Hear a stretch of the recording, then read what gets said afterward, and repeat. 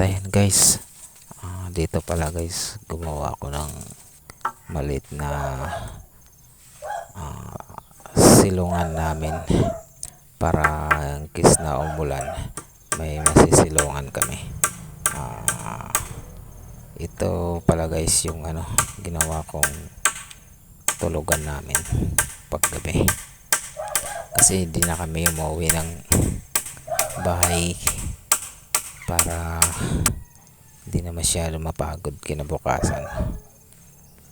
Kaya gumawa ko dito ng matutulugan namin. Ayan guys, inaayos ko na dito habang yung iba kong kasama nandun sa ibaba, gumagawa rin sila. Tatay ko naghahakot ngayon guys, ako naman dito inaayos ko to. Lalagyan ko to ng mga kawayan guys, para mamayang gabi pwede na namin to matulugan. Nood lang kayo guys, gagawin ko lang to.